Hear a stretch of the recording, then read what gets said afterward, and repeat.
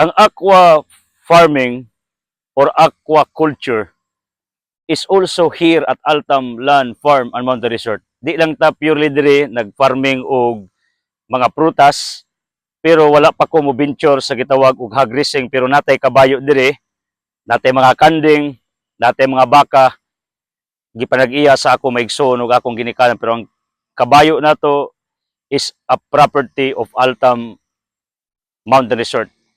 Ato pa nang i-train para sakyan ninyo maglibot-libot sa atong lugar. Ako mong pakit-on sa atong aquaculture nga business dire, pero kamulo pa kita diring plastar. Actually dagko nig tilapia ni agi mga panahon. Plano na ako akong balikan kay ting-uwan na dire sa atong lugar sa Alicia, Bohol. Join with me. Mao ni ang atong fish pond diring gamay. Gani daghan diring mga gagmayng tilapia. Mao ni ang atong gibutangag pipila ka buok. Yeah, if you see this place,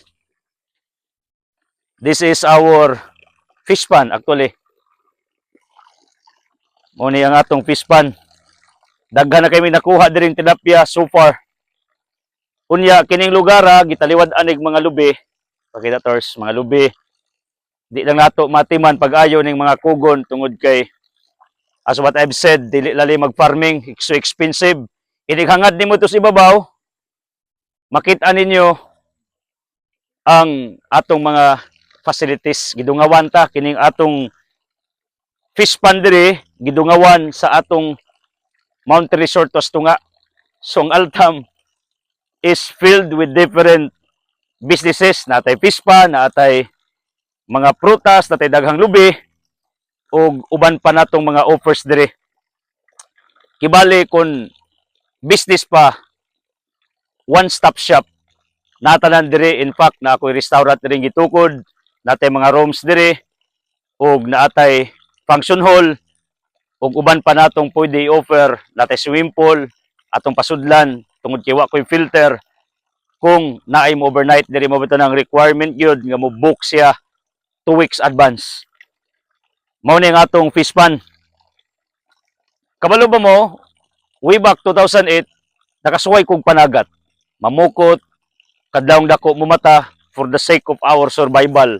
When we arrive in Hagna, katong wala pa gyud mi mailis mga tao literally, katong wa pa ko magsugod og wali, so survival kuyog ko sa akong mga higala para lang mabuhi.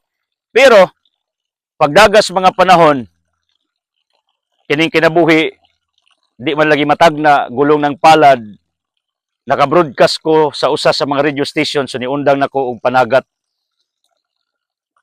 Kay kadto di ay anticipation to sa akong future cooling.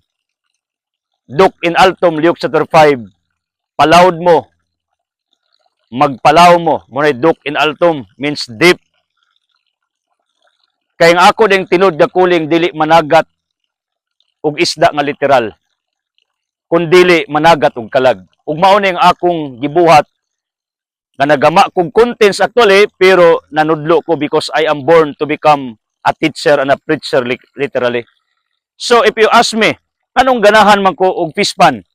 Tungod kay na ako'y sentimental value sa tubig. Kay pag abot ko na mughagna for our survival, nakasulay gyud kog panagat para lang naay ikasud-an. And I know some of you can relate sa diha nga nagsugod pa mo sa inyong journey ining kalibutana. Ingana rang kinabuhi, mudiskarte ka, muhimo kag mga efforts para lang mo survive ka. Pero ang Ginoo nagtan-aw man sa imuha, mao nang change was happening in my life till today, nga din iya kong gi-bless in one way or another ang akong pamilya. Munang I pray for all of you nga i-blessed mo sa inyong tastagsa ka kinabuhi. Panalanginan mo sa inyong mga journey. Ang inyong kapaitan, ang inyong kalisdanan, di na permanent. That is only temporary technically. And because it is just temporary, there will be a big change coming in your life because it happens to me. Pero maunang ako yung preserve kining aquaculture, isda, tilapia, di man paras dagat, pero tungod kay duna ko'y memory ani. We survive tungod sa isda sa nanglabay mga katuigan more than a decade. So ato ning padayunog develop ato ning padaghano ning mga tilapia dire kay ting-uwan man na ako'y tubig na nagagas inay kayo ipakita tors mo ni ang atong tubig diring gamay niya gilimpiwan nato ni karon tungod kay ato ning alisdan og tilapia katong dagko kayo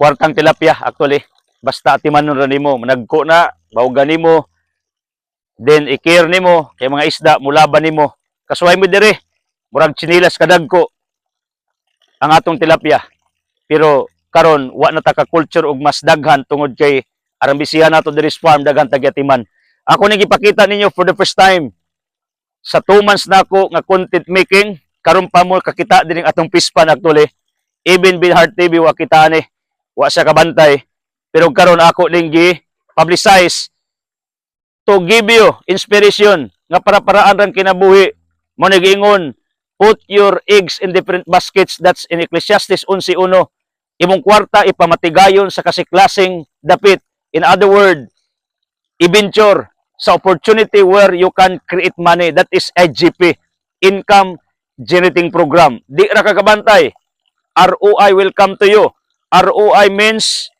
return of investment because tanang successful nga akong nakita it starts from a small beginning yun maura gina akong nakita gawas og nataw kag dato pero bisag anak og dato musugod gyapon uno tungod sa iyang adjustment siyang kinabuhi in the world of business bata pa ginatrain na mao nang akong mga financiers like Pergrina Galimiton usa ni sa mga top notchers nato they started from scratch actually akong boss John Daniel even Limchua started from scratch and even the big businessmen around nagsugod sa wala nagsugod og uno na ni kay sikay silang kinabuhi mismo mo ni mga financiers nato mga pamilya like mga Raniwa they start from nothing pero karon niangkat sila mga Cruz mga Oy mga Tan they started from nothing mo nang bisan pa sa imong kalisdanan bisan pa sa imong mga kapaitan karon believe me that's only temporary para nimo murag way movements pero ang Ginoo baya is moving take note actually abi nimo because mao may imong nakita by your naked eyes wa man maglihok ang imong mindset or imong faith that God is moving although ang imong nakita sa imong kinabuhi is already stagnant or murag permanent ba pero kalimot ka ngang Ginoo di ay alive buhi naglihok siya mo ni tabo nako there is a big change because what is constant in this world is change it happens to me gibless ko in one way or another labi na ning property nga perting dakuha kay ang Ginoo lakto ba istorya is aware nakakita nimo basta tabangi ra ang imong kaugalingon so mao ni akong prayer ninyo ako rang gisaysay ninyo ang mga panahon nga naka-experience sa kog survival isda mao ang usas nakapaluwas namo way back 2008 sa lungsod Sagna when we arrived there mga 15 years ago mo ning ako yung gikulture ang isda tungod kay grabe ang ako diring sentimental value akong giampo nga unta sa inyong kinabuhi grasyahan mo panalanginan mo apan hearing nining ako karong gipahayag apan seeing this atong business aquaculture from the word water aqua mo na term aqua means water mabless unta pud mo okay God bless.